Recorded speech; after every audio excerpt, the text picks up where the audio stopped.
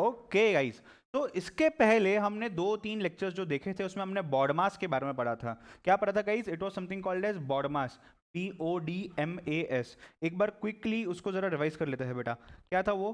BODMAS, या इसको दूसरा नाम क्या था? पेडमास। इसको पेडमास भी बोला जाता है। What do you mean by B? B stands for brackets, O stand for orders या एक्सपोनेंट्स, डी में क्या था? डी में था डिवीजन, एम में क्या था? एम में था मल्टीप्लिकेशन, उसके बाद ए में क्या था? ए में था बेटा एडिशन, उसके बाद एस में क्या था? एस में था बेटा सब्सट्रैक्शन। अब मेरे को एक बात बताओ, सपोज ये सब हम ऑपरेटर्स की बात कर रहे हैं। अगर मुझे एक इक्वेशन, अगर मुझे एक एक्सप्रेशन दिया जाए, मुझे उसको सॉल्व करना है, पहले मुझे सब ऑपरेटर में से कौन सा ऑपरेटर चूज करना है? First I have to choose this bracket. अगर उस इक्वेशन में, उस एक्सप्रेशन में जो भी ब्रैकेट्स है, मुझे उन ब्रैकेट्स को पहले सॉल्व करना है। नंबर 2 क्या करना है मुझे? नंबर 2 मुझे ऑर्डर्स जितने भी है उसके ऊपर ध्यान देना। अगर 2 है, ये 2 क्या होगा? ये है order, 2 raise to the order 2 raise to the power of 2। अगर मैं लिख रहा हूँ 4 रेस टू 10, ये क्या है? 4 टू दी पावर ऑफ 10 और 4 raise to 10 to the order 10। यहाँ पे ऑर्डर 10 है, एक्सपोनेंट 10 है, पावर 10 है, राइट। उसके बाद मुझे एक बार ऑर्डर्स भी मेरे सॉल्व हो जाते हैं और यू कैन से ब्रैकेट्स भी हो जाते हैं। फिर I need to go to division. Division और मल्टीप्लीकेशन एक जोड़ी है, ये जो है ये एक जोड़ी है, ये जो है एक जोड़ी है। समझो ये आपको यहाँ पे इक्वेशन दिया गया है। अगर इस इक्वेशन में आप लेफ्ट से चालू कर रहे हो, टूवर्ड्स राइट साइड जा रहे हो, और यहाँ पे पहले आ जाता है मल्टीप्लीकेशन, फिर आता है डिवीजन। अब कायदे से बॉडमास पेडमास के हिसाब से आपको पहले डिवीजन लेना है, फिर मल्टीप्लिकेशन लेना है। बट बॉडमास और पेडमास का ही रूल क्या बोलता है कि अगर आप एक इक्वेशन सॉल्व कर रहे हो, लेफ्ट टू राइट की तरफ आप बढ़ रहे हो, और उसमें लेफ्ट साइड पे आपको अगर पहले मल्टीप्लिकेशन आ जाता है, तो पहले मल्टीप्लिकेशन को निपटाओ बेटा, फिर आगे जाओ डिवीजन की तरफ। सेम चीज फॉलो होती है अगर मैं एडिशन और सब्सट्रैक्शन की बात कर रहा हूँ। पहले कायदे से मुझे एडिशन में जाना है, फिर सब्सट्रैक्शन में जाना है। But at the same time remember one thing guys, कि अगर मुझे एक ही इक्वेशन में, एक ही एक्सप्रेशन में, अगर मुझे लेफ्ट हैंड साइड पे एडिशन दिख रहा है और सब्सट्रैक्शन उसके बाद दिख रहा है, तो पहले एडिशन फिर सब्सट्रैक्शन। बट अगर सब्सट्रैक्शन पहले दिख रहा है तो पहले सब्सट्रैक्शन, बिकॉज वो लेफ्ट साइड पे है, सीक्वेंस में है, उसके बाद एडिशन आएगा। बट ये सिर्फ आप जो मिक्स एंड मैच है, यानी कि एक्सचेंज ऑफ ऑपरेटर्स है यहाँ पे, वो आप सिर्फ मल्टीप्लिकेशन और डिवीजन के लिए कर सकते हो, एक बार अप्लाई कर सकते हो, और सिर्फ एडिशन और सब्सट्रैक्शन के लिए अप्लाई कर सकते हो। क्या मुझे अगर सपोज ये अगर मेरा इक्वेशन है, यहाँ पे मैं ऐसे इक्वेशन में जा रहा हूँ इस तरीके से लेफ्ट साइड से राइट साइड पे, बट मुझे यहाँ पे पहले एडिशन आ गया है और यहाँ पे मल्टीप्लिकेशन आ गया है। अब क्या करोगे? सिंस लेफ्ट से एडिशन है, एडिशन पहले करोगे क्या? बोलो हाँ, हाँ बोलो नहीं। मैं पहले मल्टीप्लिकेशन करूंगा, उसके बाद मैं एडिशन पे आऊंगा। समझ रहे हो क्या? बट अगर यहाँ पे मुझे मल्टीप्लिकेशन होता या डिवीजन होता, तो ये शायद मैं पहले मल्टीप्लाई कर लेता, फिर मैं डिवाइड करने के लिए आगे बढ़ता। सो इस तरीके से कुछ हमने बॉडमास के बारे में चीजें पढ़ी थी। हमने काफी एग्जाम्पल्स भी सॉल्व किए थे, करीबन करीबन हमने एक पूरा लेक्चर बॉडमास के ऊपर ही लिया था, राइट। इसके पहले हमने क्या देखा था? इसके पहले डे 1 पे, लेक्चर नंबर 1 के पहले कुछ पार्ट में हमने देखा था कि मैथमेटिक्स क्या होता है। अभी तक हमने मैथ्स में क्या क्या टॉपिक्स देखे हैं बचपन में, स्कूल लाइफ में हमारे, और अभी 11th 12th CA में जो भी आप कर रहे हो, या अदर यू कैन से प्रोफेशनल कोर्सेज, तो यहाँ पे आपको किस तरीके का मैथ्स होगा। मेन फोकस दो एरियाज पे, एक है मैथमेटिक्स, दूसरा है स्टैटिस्टिक्स, तीसरा और एक फोकस बनता है एप्टीट्यूड, यानी कि लॉजिकल रीजनिंग। ऐसे 3 अलग अलग टॉपिक्स आपको लगभग लगभग हर प्रोफेशनल कोर्स में आपको जुड़े हुए दिखेंगे। So it is mathematics, statistics and logical reasoning. और उसके बाद हम आए थे बॉडमास पे। एक जरूरी चीज, सर ये क्या है? ये तो चीज़ हमको बहुत अच्छे से आती है। बेटा ऐसा नहीं है। जब हम बात करते हैं लीस्ट कॉमन मल्टीपल की, आप सभी को याद होगा, आपने HCM हाईएस्ट कॉमन मल्टीपल और LCM लीस्ट कॉमन मल्टीपल, इसके ऊपर आपने बहुत काम किया है। हाईएस्ट कॉमन फैक्टर HCF और LCM, फैक्टराइजेशन में हाईएस्ट फैक्टर लेते हैं हम, और मल्टीपल के टाइम पे हम लोग लीस्ट मल्टीपल लेते हैं। इन चीज़ों में आपने अभी तक बहुत सारे क्वेश्चन आंसर सॉल्व किए हैं, और अलग अलग टाइप के क्वेश्चंस में इसका एप्लीकेशन भी आपने स्कूल लाइफ में देखा है। But guys still there are some cases where we intend to do it correctly, but somewhere पता नहीं क्यों हम लोग यहाँ पे मिस्टेक कर बैठते हैं। समवेयर हम लोग यहाँ पे मिस्टेक कर बैठते हैं। अब मुझे आपको सिर्फ यही बोलना है कि एक बार क्यों ना हम एक करीबन आधा घंटा इसके ऊपर स्पेंड करते हैं, कुछ एग्जाम्पल्स भी सॉल्व करते हैं, और ये कंसेप्ट जो है इसको भी प्रॉपरली हम समझते हैं। तो जो आपका फंडामेंटल है, यानी कि जो फैक्टराइजेशन हम बोलते हैं, फैक्टर्स एंड मल्टीपल्स, सर नहीं समझा, भूल गए हम लोग, ये फैक्टर या मल्टीपल क्या होता है, समझाऊंगा। पहले पहले वो फैक्टर और फंडामेंटल्स के उसके जो चीज़ें हैं वो समझने के लिए, उससे भी बेसिक, उससे भी फंडामेंटल एक चीज़ होती है जो है डिविजिबिलिटी। ये डिविजिबिलिटी जो है, ये चार्ट डिविजिबिलिटी का अगर मुझे आ गया ना, तो मैं फैक्टर्स और मल्टीपल्स इजीली निकाल पाऊंगा। क्या बोला मैंने बेटा? आपको अगर फैक्टर्स और मल्टीपल्स समझना है, आपको अगर वो अच्छे से सॉल्व करना है, उसके लिए it is very very very very important to understand divisibility rules if you are not aware of. मैं समझ रहा हूं, अगर आपको नहीं पता है, अगर पता है तो भी ध्यान दो और लिखना है, राइट, और लिखना है। इसके पहले बॉड मास में मैंने जो भी पढ़ाया था आपको गाइस, एक चीज बोल देता हूं मैं, सब स्टूडेंट्स जो अभी यहां मुझे देख रहे हैं, सब स्टूडेंट्स, आप मेरे कोर्सेज के लिए आदत डाल दो। आपको क्या क्या करना होगा मैं आपको पहले ही बता रहा हूं, अभी ही बता रहा हूं आपको क्या क्या करना होगा। I want you to have one book which will be known as your workbook. एक बुक होगी जो आपकी वर्क बुक होगी, दूसरी बुक जो होगी आपकी वो होगी टेक्स्ट बुक, तीसरी बुक जो होगी आपकी वो होगी समरी बुक। मैं आपको अभी से ही नॉलेज दे रहा हूं आपको क्या क्या करना है। एक होगी आपकी वर्क बुक, एक होगी आपकी टेक्स्ट बुक, एक होगी आपकी समरी बुक, चौथी बुक होगी आपकी प्रैक्टिस बुक। सर इतने बुक्स बनाना जरूरी है क्या? बेटा हाँ, बहुत जरूरी है। कितने पेजेस की बुक कौन सी होगी आपकी? डोंट वरी, आप बिंदास, जैसे मैं बोल रहा हूँ वैसे आप बुक परचेस कर लो। मैं वादा करता हूँ कि आपके बुक का एक भी पेज वेस्ट नहीं होगा, आपको मैं पूरी बुक भरवा के छोड़ूंगा। ठीक है, चलो सामने ध्यान देना। मैं बात करता हूँ समरी बुक की। सबसे पहले we need a book which is of approximately 100 pages. 100 तो एक्जैक्टली होती नहीं है, वो 80-85 पेजेस समवेयर आते हैं। तो एक बुक जो मुझे चाहिए वो है समरी बुक आपकी, 100 पेजेस की करीबन करीबन आपके यूज हो जाएंगे। पूरा जो हम बेसिक चीज़ें भी पढ़ रहे हैं, फंडामेंटल्स जो हम पढ़ रहे हैं, ये फंडामेंटल एसेंशियल्स बेसिक्स जो भी है, इसके बाद आपका जो सीए फाउंडेशन या सीए में जो भी आपका सिलेबस है, ये जब स्टार्ट होगा इसके बाद आपको ये सेम बुक कंटिन्यू करनी है आगे। You need not change your book after this basics that we will be done with, right. So summary book में आपको करना क्या है? अब देखो कई बार फॉर एग्जाम्पल बॉड मास, ये बॉड मास एक ही वर्ड है, say factors, prime numbers, say for example matrices, say for example any formulas, a plus b the whole square, जो भी चीज़ है जहां पे मैं कंसेप्ट एक्सप्लेन कर रहा हूं मैथमेटिक्स में, जहां पे कोई एग्जांपल है जो आपको लग रहा है कि याद रखना है, या फिर मैं सामने से बोल रहा हूं कि समरी बुक में जाएगा, वो समरी बुक में जाएगा। सर क्या हम आपका क्लास अटेंड करते करते, आपका लेक्चर देखते देखते ये समरी बुक बना सकते क्या? नहीं, ये बिल्कुल गलत होगा। और अगर मैंने किसको पकड़ लिया तो फिर बेटा तुम समझ जाना। तो ऐसा नहीं करना है बिल्कुल भी। आपको ये जो समरी बुक है, ये समरी बुक बाद में बनानी है। मैं आपको इसका इंटेंशन बताता हूं क्या है, और प्लस आपको ये कितनी बेनिफिशियल होगी आगे जाके, ये भी चीज मैं आपको बताता हूं। See, nevertheless, you will be appearing for your 11th examination, 12th examination अगर आपने मैथमेटिक्स लिया है, एंड मे बी आप आगे कोई भी कोर्स करते हो, be it BCom, be it BBA, be it MBA, be it CA, CS, CA में एनी कोर्स, जहां पे भी आपको मैथमेटिक्स लगता है, आपको ये कंसेप्ट जो हम पढ़ रहे हैं, ये कंसेप्ट कहीं भी लग सकते हैं। एक ही बुक, एक ही हमारा बाइबल बनेगा जो हमको हर बार रेफर करना है। आपको गूगल पे जाने की जरूरत नहीं है, आपको कहीं भी जाने की जरूरत नहीं है, आप जा सकते हो। बट मैं क्यों बोल रहा हूं मत जाओ? बिकॉज जब आपने अभी समझा हुआ है ये लेक्चर देख के, आपने आपके टीचर के साथ बात की है, आपने आपके डाउट सॉल्व कर लिए हैं, सब कुछ कर लिया है आपने, तो इस पर्टिकुलर पॉइंट ऑफ टाइम पे आपको वो चीज अच्छे से अपने माइंड में रजिस्टर हो जाती है, आपको डाइजेस्ट हो जाती है, एंड वहीं से देख के बाद में रेफर करना will be an added advantage for you. आप क्विकली चीजें समझ पाओगे। आप अगर गूगल पे जाते हो, आप अगर यूट्यूब पे कोई वीडियो देखते हो, इसमें कोई गारंटी नहीं है कि आपको जिस तरीके से पहले समझा था उसी तरीके से वहां पे समझने आएगा, या फिर आपको अलग से माइंडसेट बना के बैठना पड़ेगा। So in short, you are again investing in a lot of time to revise those concepts which you have studied in a very beautiful and simplified manner. But just because you don't have a reference book with you, you have a book which is of 500 pages, which becomes next to impossible to revise, to understand that particular concept again. Therefore, this summary book will be of very, very, very, very, very importance to you at that particular point of time. तो ये summary book आपका साथ जिंदगी भर रखेगी, आपको भी इसको जिंदगी भर चलाना है। जहां पे भी कोई शॉर्टकट्स, कोई फॉर्मूला, कोई कंसेप्ट, इसके अलावा कोई चीज जो आपको डिफिकल्ट जा रही है, या कोई चीज आपको मैं सामने से बता रहा हूं कि बेटा इस चीज को समरी बुक में लिखा जाए, उसको आपको लिखना है। सर क्लास में क्यों नहीं लिखना है? क्लास के बाद ही क्यों आप बोल रहे हो लिखने के लिए? सेकेंड रिवीजन होगा जब आप लिखो। तो ये जो समरी बुक होगी, this will always be your homework. ये आपको क्लास में नहीं करना है, आपको क्लास खत्म होने बाद आपको आपका पेन, पेपर, बुक लेना है और बैठना है और इन चीजों को रिवाइज करके लिखना है। ये रिवाइज करते समय जब आपको डाउट होगा, वो डाउट आपको मुझसे क्लियर करना है। तो these things are to be marked in your summary book. उसमें भी अगर आपको लगता है कि ये 10 चीजें मैंने पढ़ी है, उसमें से एक आध चीज डिफिकल्ट है, पेंसिल लो, पेंसिल लो बोल रहा हूं बिकॉज हमेशा डिफिकल्ट नहीं रहेगी। जब तक डिफिकल्ट है तब तक उसके ऊपर स्टार आना चाहिए। एक स्टार दोस्तों, जो भी पूरा बुक डेकोरेट मत कर लेना, एक स्टार बना के रख दो पेंसिल से।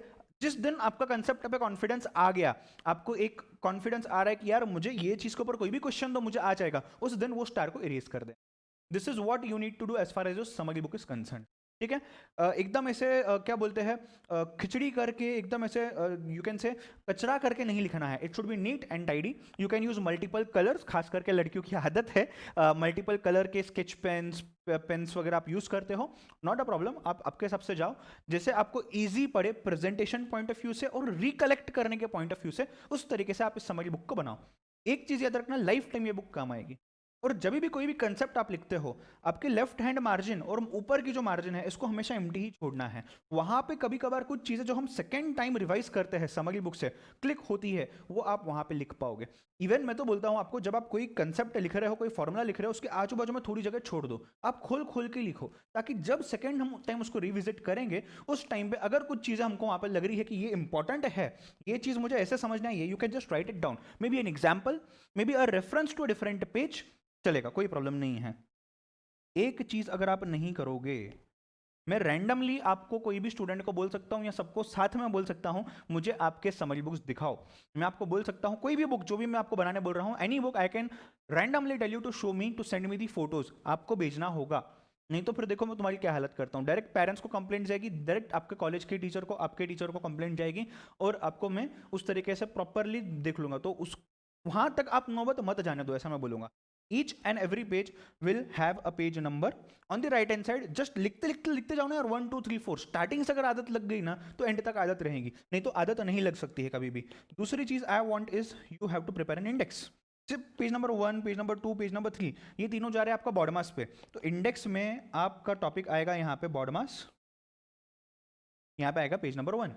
फिर जो भी टॉपिक है समझो पेज नंबर 2 पे मेट्राइसिस, से फॉर एग्जांपल यहाँ पे मेट्राइसिस आएगा। इस तरीके से मुझे आपका इंडेक्स, मुझे आपका पेज नंबर, ये मुझे 100% चाहिए। इसमें आपको मैं कोई भी रिलैक्सेशन, कोई भी एक्सक्यूज अलाउ नहीं करूंगा। ठीक है, यहाँ तक चीजें क्लियर है। अब सर ये टेक्स्ट बुक क्या है? जब भी जो भी चीज मैं पढ़ा रहा हूँ, से फॉर एग्जाम्पल मेरे दिए हुए नोट्स या मेरे दिए हुए बुक्स, ये आपके हो जाएंगे text books. ICAI, ICSI, ICMAI, MBA, जो भी इंस्टीट्यूट, जो भी पढ़ाई आप कर रहे हो, उनके जो बुक्स आएंगे, ये भी हो जाएंगे आपके टेक्स्ट बुक्स। समझ रहे हो क्या बात को, राइट?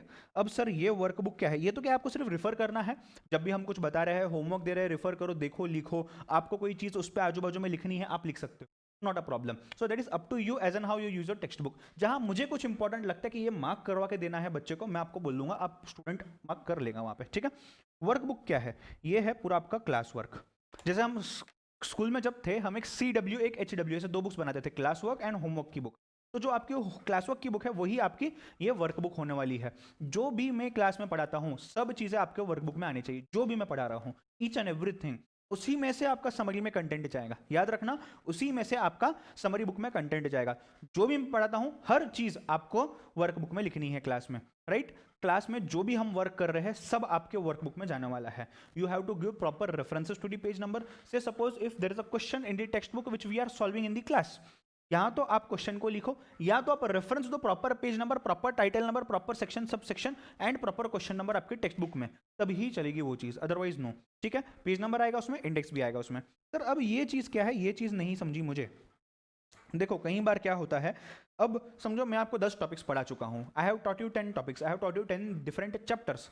कुछ स्टूडेंट्स होते हैं जिनको समझो पहला 2 चैप्टर नहीं समझा, कुछ स्टूडेंट होते हैं जिनको समझो लास्ट 2 चैप्टर नहीं समझा। So as per your understandability, कुछ स्टूडेंट्स को एक हाथ चैप्टर डिफिकल्ट लग जाता है, उसमें लगता है सर मुझे इसमें और क्वेश्चन सॉल्व करने हैं, सर मुझे इसमें डाउट्स है। तो आपके जो डाउट सॉल्विंग हो गए, आपकी जो एडिशनल प्रैक्टिस होगी, जो मैं आपसे कराऊंगा या आप खुद करोगे, या maybe you are solving some question paper, you are giving some test, ये सब चीज प्रैक्टिस बुक में जाएगी, ये सब चीज आपकी प्रैक्टिस बुक में जाएगी। तो whenever I want to revise something, I will first take up my summary book, then I will go to my textbook, जिसमें मैं कुछ क्वेश्चन भी मार्क करके रखूंगा कि ये क्वेश्चन इंपॉर्टेंट है, एंड वो मुझे अगर रेफर करने हैं, इन दोनों में कुछ डिफिकल्टी आती है, इसमें और इसमें, तो इसको रेफरेंस के लिए मैं जाऊंगा वर्कबुक के पास।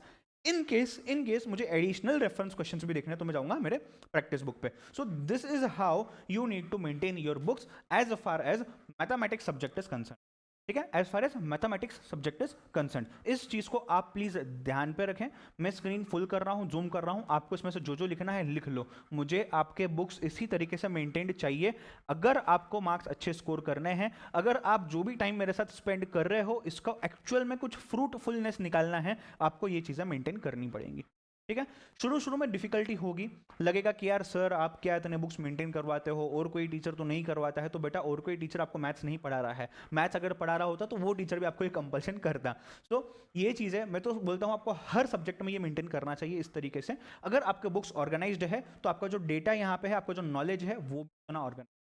So believe me, you have to maintain these books and the results are simply wonderful. There are so many students who have understood this idea which I have proposed them and they have done it beautifully, I would say.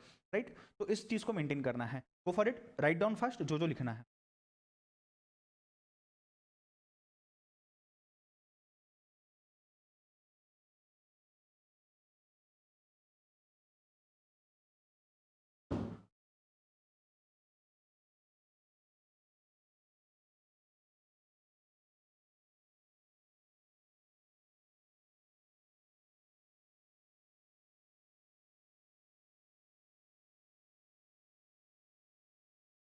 जल्दी लिखो, ज़्यादा था नहीं इसमें लिखना।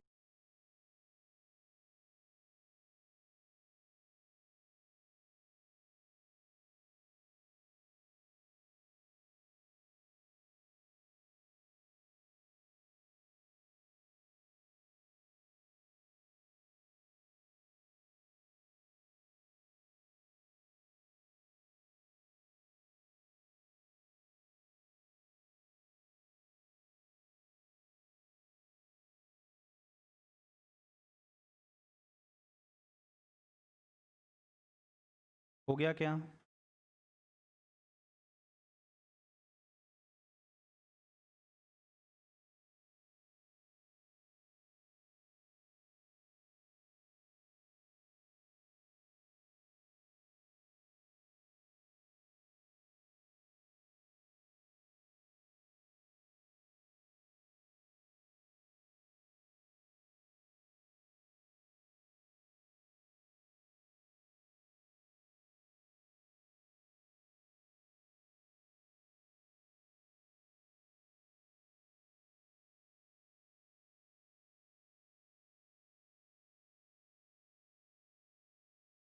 Okay, चलो,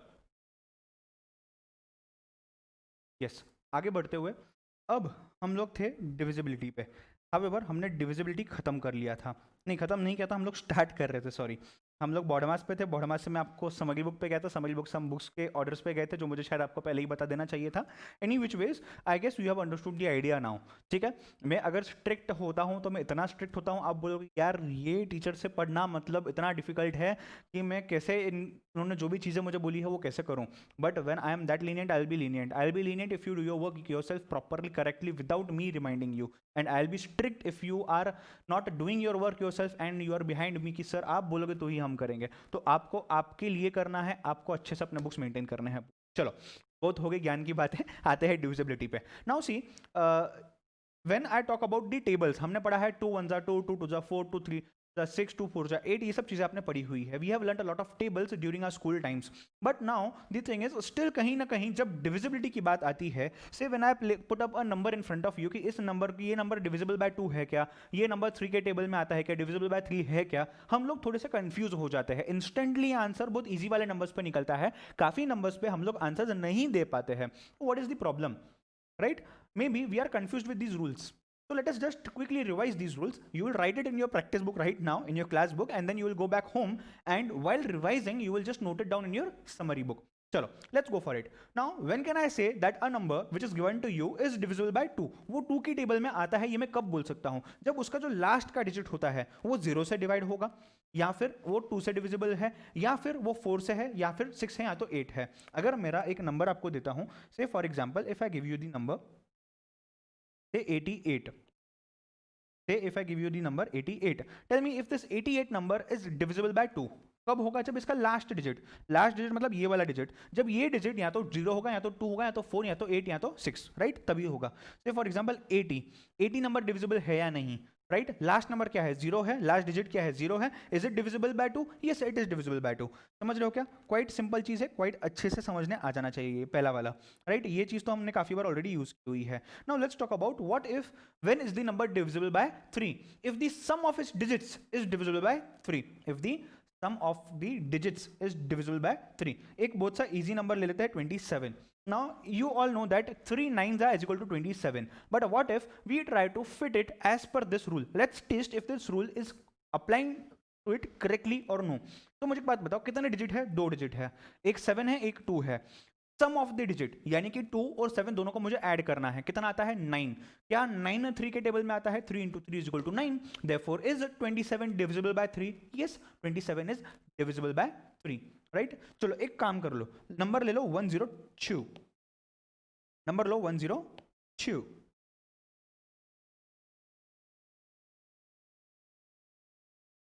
yes, तो हमने डिविजिबिलिटी बाय 3 कब होता है ये हमने अभी देख लिया. Right? Suppose we have number 411. Tell me if 411 will be divisible. 3 digits है, तीनों के सम लो. 4 plus 1 5, 5 plus 1 6. Is 6 divisible by 3? Yes, then the whole number 411 is divisible by 3. ठीक है, चलो अगर आपका यहां तक हो चुका है, हम अब जाते हैं डिविजिबिलिटी बाय 4. ओके, तो अब मैं बात करता हूं डिविजिबिलिटी बाय 4 की. Now the numbers formed by last 2 digits, if they are divisible by 4, like say for example 404, last के 2 digits क्या है? 04. Is 04 divisible by 4? Yes. Tell me one thing guys, if I say it is 488, last 2 88, is 88 divisible by 4? Yes, आया ना? 88 divisible है by 4? Yes, therefore 488 will also be divisible by 4. ठीक है, चलो अब बात करते हैं अगले इसकी जो है 5. If the last digit is 0 or 5, 50, 100, 105, 10115, ये सब divisible by 5 होते हैं, बिकॉज इसका जो लास्ट का डिजिट है दैट शुड बी 0 और इट शुड बी 5. ठीक है, इधर 0 और 5. नेक्स्ट 6 का अगर देखो, 6 अगर नंबर डिविजिबल बाय 2 है, कब 2 होगा डिविजिबल? जस्ट जब उसका लास्ट डिजिट होगा 0, 2, 4, 6 और 10. अगर वो होगा तो वो नंबर डिविजिबल बाय 2 है. अगर वो डिविजिबल बाय 2 है तो क्या वो डिविजिबल बाय 6 है? नहीं. In addition to divisible by 2, that number should be divisible by 3 also. 3 से कब होगा? जब sum of all the digits in that number is divisible by 3. तो अगर आपको 2 और 3 दोनों की क्राइटेरिया उसमें फुलफिल होती है, सेटिस्फाई होती है, only then that number will be divisible by 6. बात करते हैं लास्ट इंपॉर्टेंट चीज जो है divisible by 10. If the last digit is 0, if last digit, यहां देखो, इफ लास्ट डिजिट इज 0 तो ही वो डिविजिबल बाय 10 होगा. 10, 20, 30, 40, 50, 60, 70, 80, 90, 100, 110, 120, 130, 140, 510, 520, 530, 540. राइट? 1000, 2000, 5000, 10000, ये सब डिविजिबल बाय 10 है. ठीक है, चलो go for it. Write down first. Sir divisibility rules लिखने हैं, डायरेक्ट समरी बुक में लिखूं ना, पहले प्रैक्टिस बुक में लिखो. समरी बुक में रात को रिवाइज करते टाइम समय लिखना. चलो go for it. Write down first. 2 minute ही है, जल्दी लिखो, टाइम मत डालो लिखने में ज़्यादा. ठीक है, साइड बाय साइड आपको स्पीड भी बढ़ानी है. आपकी स्पीड बढ़ाना is very very very important.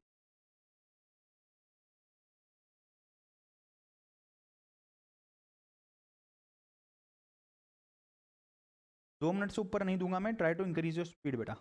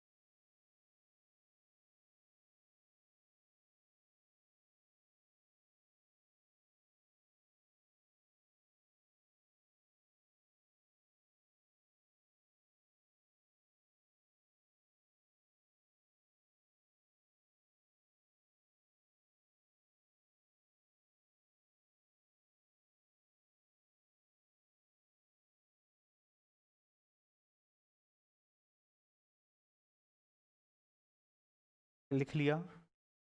Last 1 minute.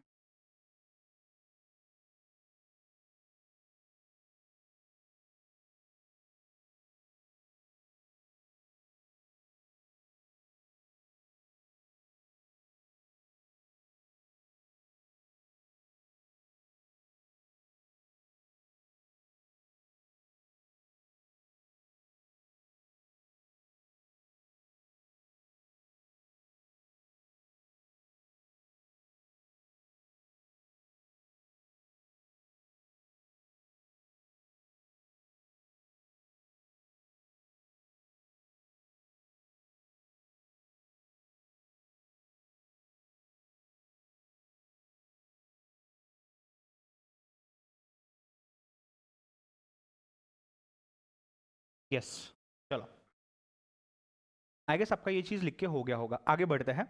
Now very important things, please pay attention, ये समझना बहुत जरूरी है अच्छे से। जिस तरीके से मैं आपको समझा रहा हूँ उसी तरीके से ध्यान देके प्लीज समझ। अगर मैं बात करता हूँ फैक्टर्स की, to important things that will be studying today in next 15-20 minutes. First is factors. What do you mean bye a factor? A factor is a number that multiplied by another number gives you a product.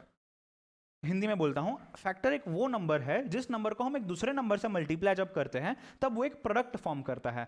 What do you mean by product? When we multiply two numbers the resultant is a product. ये resultant जो आता है उसको हम multiple बोलते हैं। ये मैं आगे डिटेल में समझाऊंगा, बट बेसिकली अभी हम बात कर रहे हैं कि फैक्टर क्या होता है। तो जो दो नंबर्स को हम मल्टीप्लाई करते हैं तीसरा नंबर बनाने के लिए, रिजल्टेंट बनाने के लिए, जो कि होता है आपका product, which is known as the product, the resultant which we get after multiplying two different numbers. So these two numbers are called as your factors. समझ रहे हो क्या? एक एग्जांपल लेते हैं। एग्जांपल के तौर पे मैंने यहां पे लिखा हुआ है फैक्टर्स ऑफ नंबर 24। 24 के फैक्टर्स क्या क्या है? Is 1 into 24 24? Yes. Is 2 into 12 24? Yes. Is 3 into 8 24? Yes. Is 4 into 6 24? Yes. Is 6 into 4 24?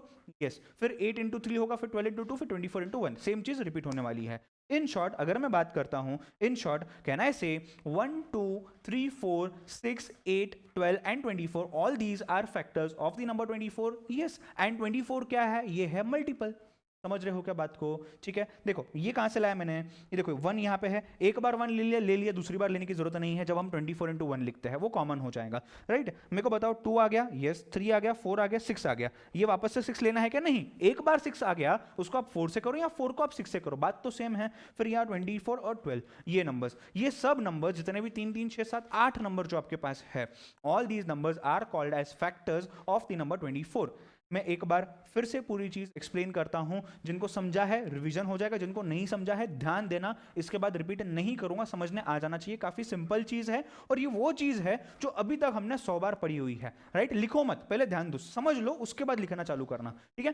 Factor क्या होता है? A factor is a number which when multiplied by another number gives you a product. मतलब एक number है जिसको मैं दूसरे number से मल्टीप्लाई करूंगा, मुझे एक प्रोडक्ट मिलेगा, जो रिजल्टेंट आएगा वो प्रोडक्ट वो मुझे मिलने वाला है। तो जो दो नंबर मैंने लिए हैं मल्टीप्लाई करने के लिए, इन नंबर्स को मैं बोलता हूं फैक्टर्स। अगर मैं यहाँ एग्जांपल दिखता हूं, अगर मैं यहाँ पे एग्जांपल दिखता हूं, एग्जांपल में क्या क्या दिया हुआ है? 24 का फैक्टर मुझे लेना है। 24 के फैक्टर्स कितने होते हैं? 1 इंटू 24 24, 2 इंटू 12 24, 4 इंटू 8 24, फिर नहीं sorry 4 into 6 24, 3 into 8 24, and lastly 6 into 4 is also equal to 24। सो ये जो भी जितने भी नंबर्स मैंने मल्टीप्लाई किए हैं एक दूसरे से, क्या आने के लिए? 24 लाने के लिए। ये सब नंबर्स को मैं बोलता हूं फैक्टर्स ऑफ द नंबर 24।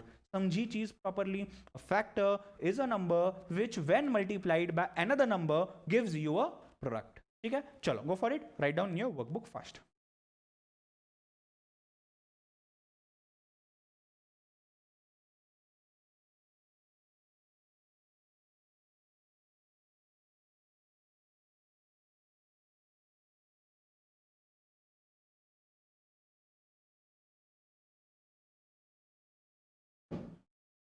जल्दी लिखना है, टाइम पास नहीं करना है।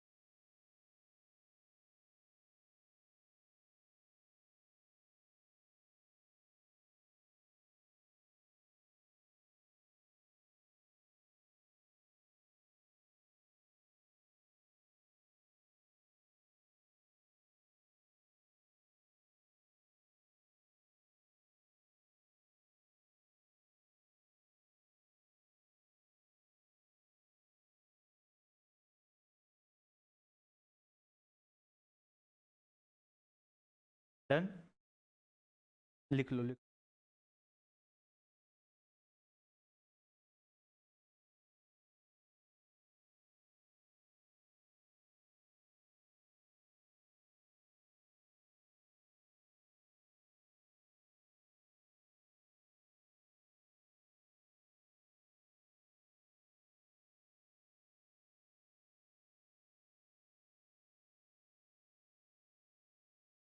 हो गया बेटा?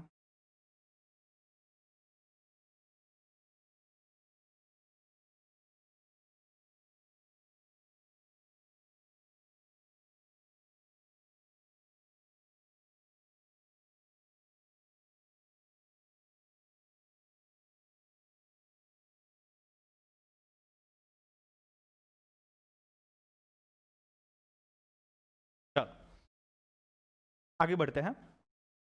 Now let's go on to something called as common factors. अब हमने क्या देखा, फैक्टर क्या होता है। अब फैक्टर्स अगर हम दो अलग अलग नंबर के निकालते हैं, for example in this case I have written 12 and 15, इन दो नंबर्स के हम फैक्टर्स निकाल रहे हैं। पहले बात करते हैं 12 की। Now see 12 is 1 into 12 is equal to 12, 2 into 6 is equal to 12, 4 into 3 is equal to 12 and 3 into 4 is also equal to 12। 15 की बात करते हैं, 15 के फैक्टर्स क्या है, 1 इंटू 15 15, 5 इंटू 3 एंड 3 इंटू 5। अब मुझे एक बात बताओ, अगर मैं बात करता हूं 12 के फैक्टर्स की, क्या 1 2 3, ये देखो 1 2 3 4 6 एंड 12, क्या ये फैक्टर्स है 12 के? Yes. When multiplying this with another number which is again a factor of that particular number that is 12 gives you the resultant that is a product which is 12। अब बात करते हैं 15 की, क्या 1 3 5 और 15 ये चार नंबर जो है ये चारों भी फैक्टर्स है फॉर द नंबर 15? यस। अब इसमें अगर आप ध्यान से देखोगे, इसमें there are two common factors, 1 और 3। 1 और 3 जब हम यूज करते हैं कोई नंबर के साथ मल्टीप्लाई करने के बाद, मुझे 12 भी मिलता है, मुझे 15 भी मिलता है। 1 into 12 1 into 15, 3 into 4 12, 3 into 5 15, right. तो ये 1 और 3 ये दोनों है कॉमन फैक्टर्स। इसमें से हाईएस्ट कॉमन फैक्टर जो है, हाईएस्ट कॉमन फैक्टर जो मेरा है वो क्या है बेटा, यहाँ पे देखना ध्यान से, वो है 3। Highest common factor is 3। So two common factors 1 and 3 and highest common factor that is given to you is 3। ऐसे तीन चीजें हमने यहाँ से निकाली है, ठीक है। गो for it, write down fast. इसके बाद एक एग्जांपल दूंगा, आपको सॉल्व करना है। आई give you one example after this, आप लोगों को उसको सॉल्व करके दिखाना है मुझे, ठीक है। चलो देख लो पहले फटाफट, ये इसको लिख लो, उसके बाद ही आगे बढ़ते हैं।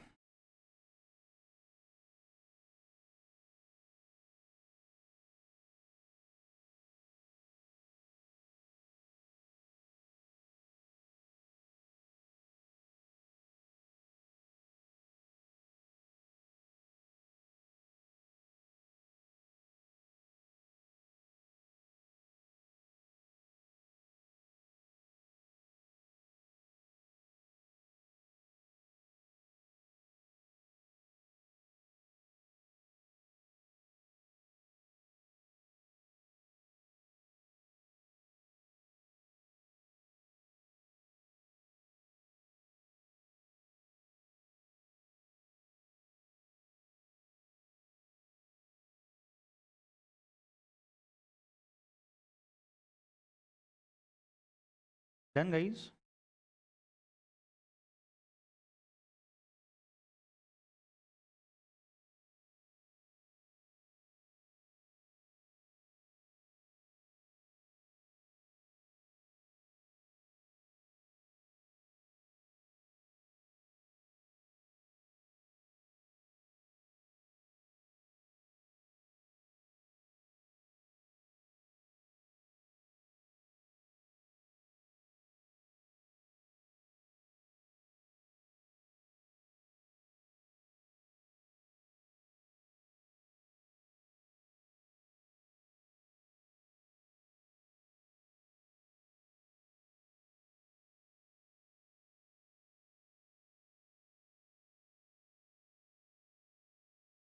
चलो अगर यहां तक आपको समझ चुकी है चीज, एक काम करते हैं, I give you three numbers. The numbers are 16 20 and 24।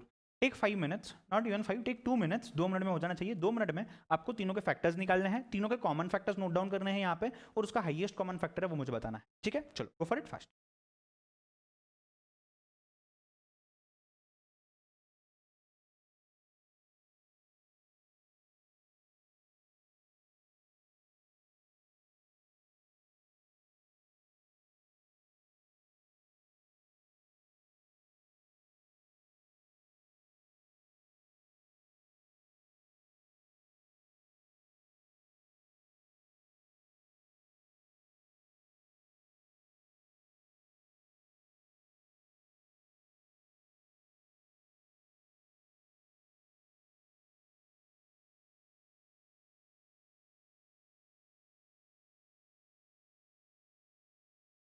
Done, कर लो कर लो।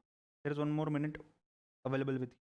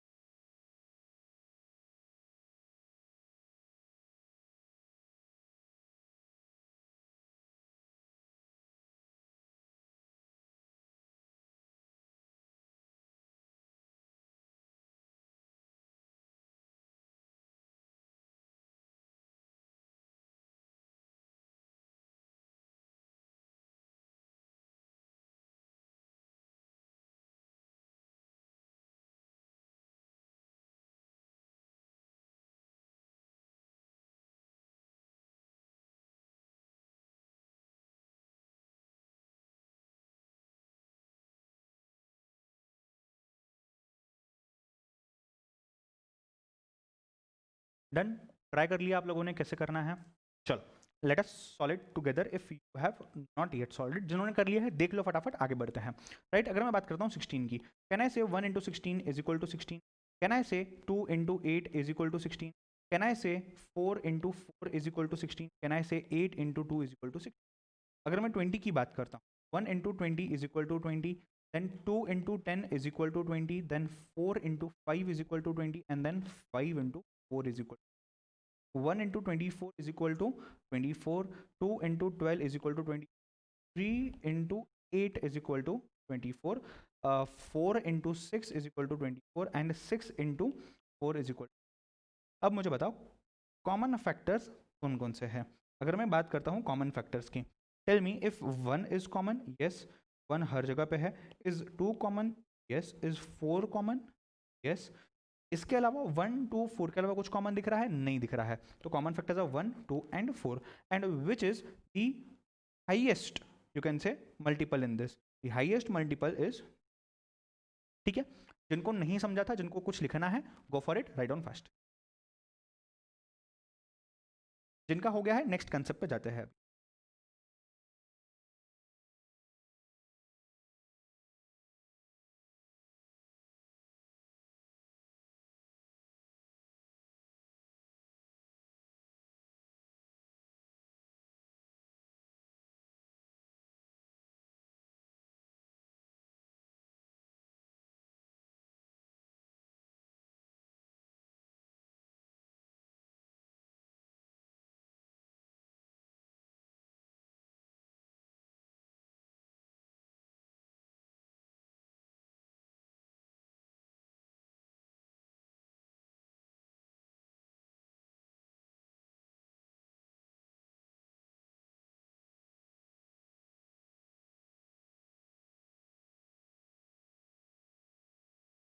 डन,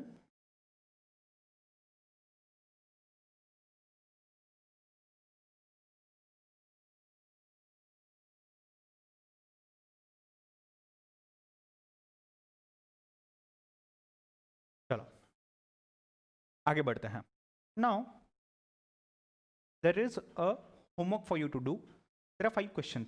होमवर्क नहीं बोलता हूँ मैं, बोलता हूँ अभी करना है। There are 5 question given to you, take 5 minute, 5 minute लो। 5 मिनट में ट्राई करके इनके कॉमन फैक्टर्स निकालो और हाईएस्ट कॉमन फैक्टर निकालो इन चीज़ का, ठीक है। चलो गो फॉर इट फास्ट। मैं सॉल्व नहीं करूंगा, मैं सिर्फ आपको आंसर दूँ।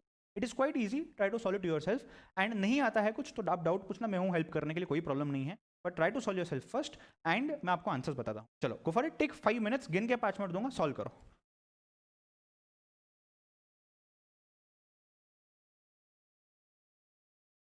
अच्छे से सॉल्व करना है, प्रॉपर पूरी तरीके से अच्छे से लिख के सॉल्व करना है, हाँ। No shortcuts, nothing.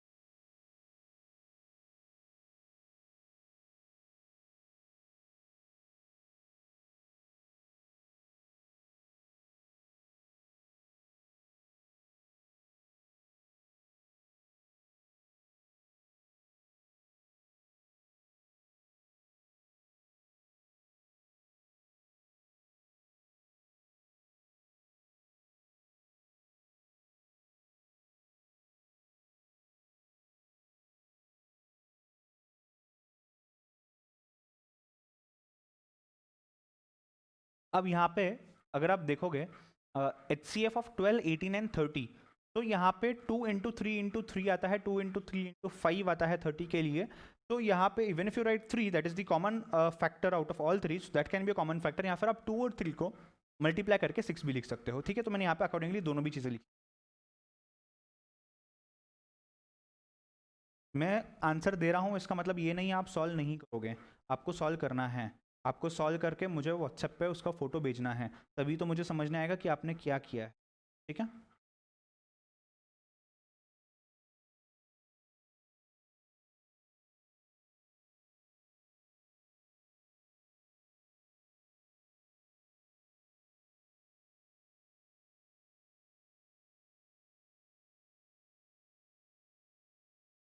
पाँचों के आंसर्स दे दिए हैं मैंने, पाँचों के आंसर्स दे दिए हैं मैंने, but take 2 more minutes, 5 minutes में 2 मिनट बाकी है आपके, 2 मिनट ले लो, अच्छे से ट्राई करो, गो फॉर इट फास्ट।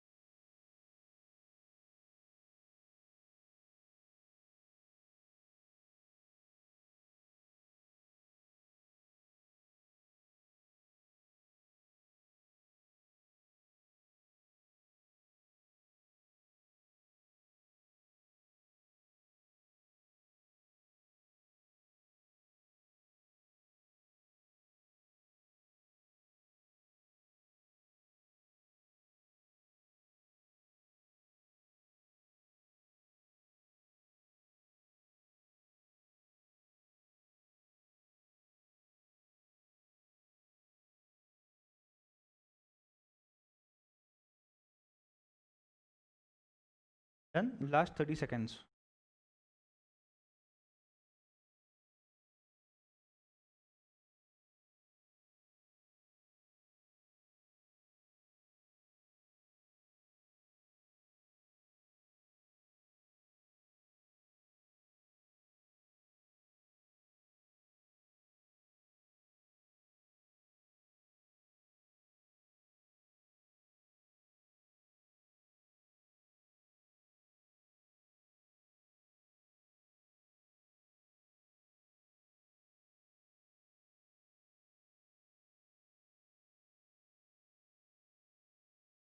चलो, I guess this seems to be done. Let's move on to what do you mean by multiples. Again a very important thing, मैंने इसके पहले जब आपको फैक्टर्स समझाए थे, फैक्टर्स समझाते टाइम मैंने आपको बोला था कि मल्टीपल्स क्या होता है। Multiple is nothing but a number that is formed by multiplication of different factors. Factor में हमने क्या देखा, it is a number which when multiplied by another number gives you a resultant that is called as the product, right. और वो product को हम बोलते हैं multiples. So when I say that 2 into 3, 2 is a factor, 3 is also a factor, when these two are multiplied together we get number 6. 6 is the multiple which we get by multiplying two numbers.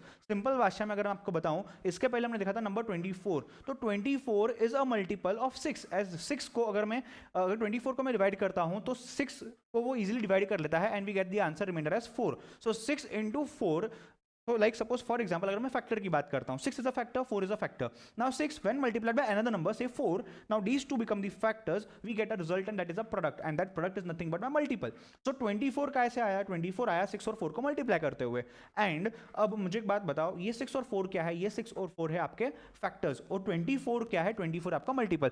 Similar way में अगर मैं यहाँ दिखता हूँ 2 into 3 क्या है, 2 into 3 are my factors, and what is the resultant that is 6, 6 is my multiple। समझी चीज अच्छे से पक्का, गो फॉर इट, राइट।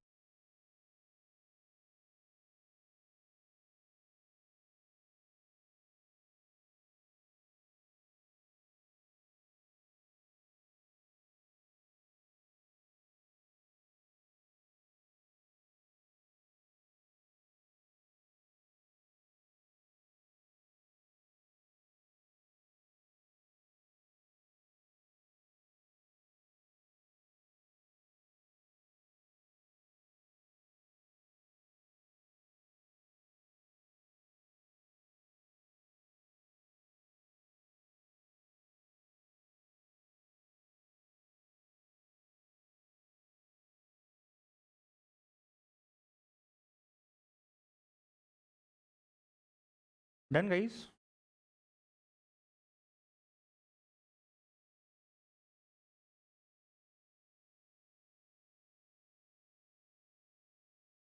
चलो एक काम करते हैं अब, फाइंड दी मल्टीपल्स ऑफ 3, 4, 5, 6। ये आपके फैक्टर्स है, 3, 4, 5 एंड 6, इसके मल्टीपल्स फाइंड आउट करने हैं। ठीक है, take your time, 2 minutes, 3 minutes and try to solve it. ठीक है, काफी इंटरेस्टिंग है, काफी इजी है, जल्दी से सॉल्व करो फिर आगे बढ़ते हैं इसके बाद। चलिए काम करते हैं, मैं साथ में सॉल्व करता हूँ आपके, थोड़ा सा आपको कॉन्फिडेंस आ जाए कि आप जो कर रहे हो वो करेक्ट कर रहे हो, राइट। चलो अगर मैं 3 की बात करता हूँ, 3 multiplied by 1, now 3 is a factor, when 3 is multiplied by 1 you get 3, when 3 is multiplied by 2 you get 6, when 3 is multiplied by 3 9, फिर 12, फिर 15, फिर 18 एंड सो ऑन। क्या मैं ये 3 की टेबल लिख रहा हूँ? क्या यहाँ पे 4, 8, 12, 16, 20, 24, क्या मैं यहाँ पे 4 की टेबल लिख रहा हूँ? 5, 10, 15, 20, 25, 30, क्या मैं यहाँ पे 5 की टेबल लिख रहा हूँ? 6, 12, 18, 24, 30, 36, क्या मैं यहाँ पे 6 की टेबल लिख रहा हूँ? इन शॉर्ट ये जो भी टेबल्स हम बनाते हैं, these are multiples that we are creating by multiplying one factor with another number which will give me a resultant that is a product which is also called as the multiple. Simple, समझा? ठीक है, चलो किसको ये लिखना है क्या? मेरे ख्याल से नहीं लिखोगे तो भी चलेगा, just was an example to make you understand, to elaborate you the concept of what is a multiple. चलो ये लिखना जरूरी है, पहले समझो, मैं कुछ समझा रहा हूं आपको। एलसीएम जो हमने बात की थी लीस्ट कॉमन मल्टीपल की, फैक्टर में क्या था? ग्रेटेस्ट फैक्टर जीसीएफ या एचसीएफ, हाईएस्ट कॉमन फैक्टर हम लोग यूज करते थे। मल्टीपल्स अगर मैं बात करता हूं तो हम लोग लीस्ट कॉमन मल्टीपल निकालते हैं हमारे कैलकुलेशंस के लिए। क्यों, क्या, कैसे? हम जब एलसीएम निकालना स्टार्ट करेंगे तब मैं आपको बताऊंगा, you need not worry about it. As of now just try to understand two important things. एक एग्जांपल जो मैं दे रहा हूं उसका इंपैक्ट क्या रहा है एलसीएम निकालते समय, राइट। नाउ से लेफ्ट हैंड साइड पे जो स्क्रीन के है, multiples of the number 2 which are less than 20, क्या है? 2 की टेबल पढ़ना चालू करो 20 आने तक, राइट। ये लेस देन 20 इक्वल टू नहीं, लेस देन 20 है। सो 2, 4, 6, 8, 10, 12, 14, 16, 18, right. Multiples of 3 on the right hand side of my screen, क्या है यहाँ पे? लेस देन 20 वाले 3, 6, 9, 12, 15 एंड 18, उसके बाद 21 आ जाएगा डायरेक्टली, राइट। ये हो गया। अब कॉमन क्या क्या है? वहां 6 था, यहां भी 6 है, वहां 12 था, यहां भी 12 है, वहां 18 था गाइज, यहां भी 18 है। तो ये तीनों कॉमन मल्टीपल्स है हमारे, 6, 12 एंड 18। लीस्ट कौन सा है? सबसे कम वैल्यू वाला कौन सा नंबर है यहाँ पे? That is 6, therefore 6 is your least common multiple. चीज समझी? कुछ भी नहीं था इसमें, एक रॉकेट साइंस जैसा कुछ भी नहीं था। A very simple thing that you have been doing till now in your calculations during your school days, right. चलो गो फॉर इट, इसको लिखना है, इसको लिखना है।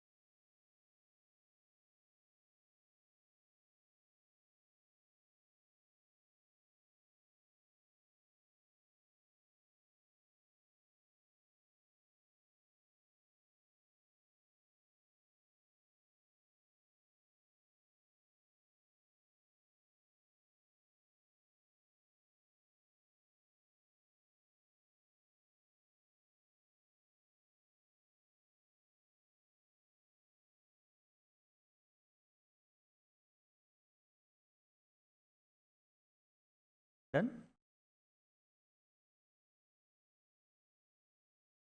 चलो सेशन एंड करने के पहले we will try to solve few examples now, but obviously yes. तो you have 5 questions in front of you. जैसे इसके पहले हमने देखा था, सेम चीज़ अभी भी देखनी है। अब मैं सॉल्व नहीं करूंगा पूरा, आपको पता है क्यों? Because it is quite simple and we have seen similar examples. मैं आपको आंसर जरूर दूंगा, जहां डाउट है मैं आपको एक्सप्लेन करूंगा, ओरली तो मैं आपको पक्का एक्सप्लेन करूंगा, ठीक है। But before that take 2 to 3 minutes, काफी इजी क्वेश्चन है, 5 क्वेश्चन है, try to solve it. There are 2 numbers, you need to find out multiples and then the least common multiple of them, ठीक है। चलो please start.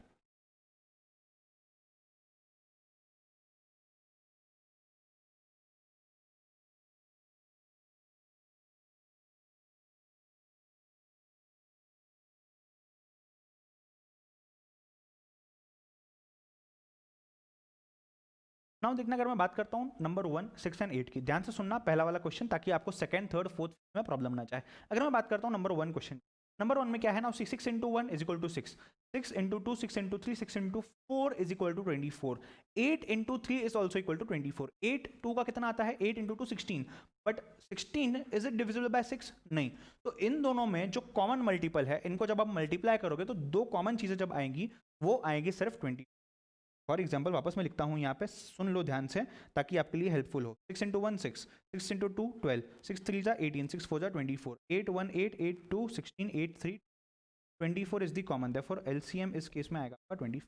समझा? मैंने question अभी solve करके दिया है आपको। Go for question number 2। Sir कोई पर्टिकुलर मेथड है, कोई पर्टिकुलर प्रोसीजर है इसको लिखने का जो भी हमने अभी तक समझा है? नहीं बेटा, हम सिर्फ कैलकुलेशन, एक बड़े क्वेश्चन का कैलकुलेशन समझ रहे हैं। जब हम एक्चुअल सिलेबस चालू करेंगे तब मैं आपको प्रॉपर्ली लिखवाऊंगा कि कहाँ कैसे लिखते हैं चीजों। गो for it, write down first.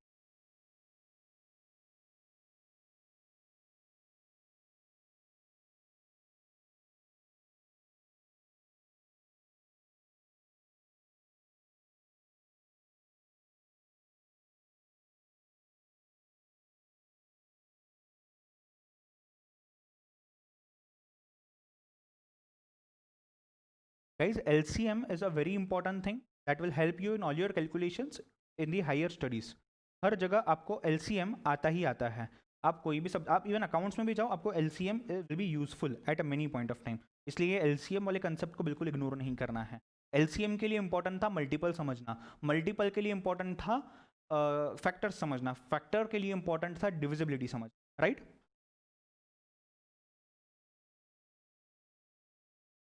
चलो, if you're done with this, let's move ahead. We have 2-3 important things more to do before we end up this session.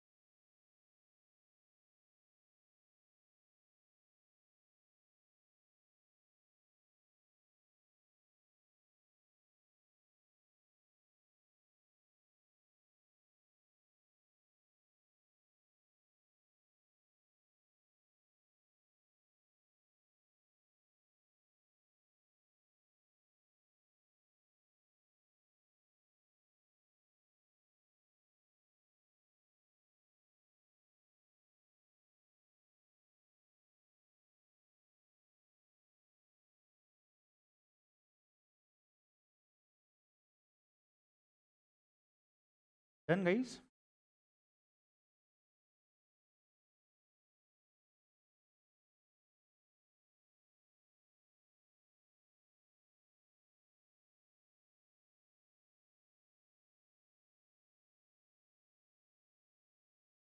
चलो, now let's move on to what are prime numbers. काफ़ी important चीज़ है prime numbers and composite numbers, we ignore them but we need to understand. Since हमने factors और multiples पढ़े हैं तो हमको ये चीज़ इजीली समझ में आएगी। There is still something which is called as the number line, integers, real numbers, whole numbers, counting numbers, natural numbers, ये हम देखेंगे। बट उसमें भी प्राइम नंबर्स, कंपोजिट नंबर्स आने ही वाले हैं।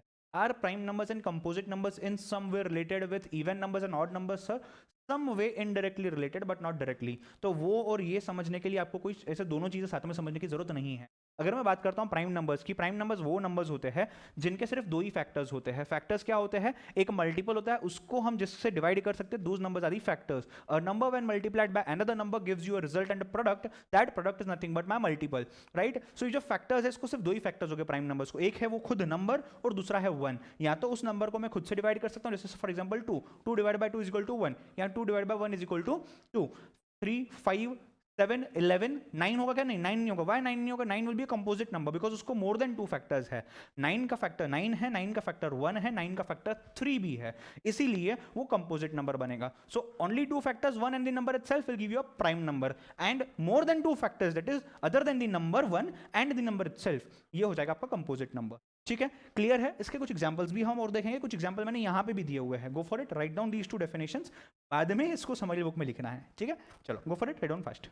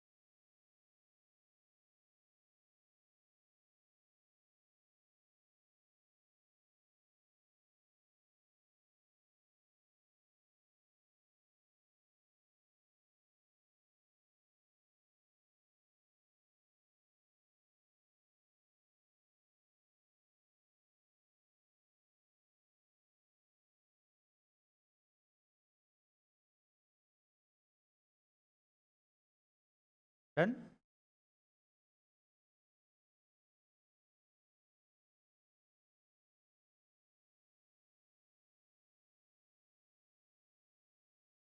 चलो लेट्स मूव अहेड, राइट। ये सेशन को एंड करना है, आगे देखनी तो है चीजें। ठीक है, काम करते हैं, will stop for this session today, will continue in the next lecture. Bye bye, take care.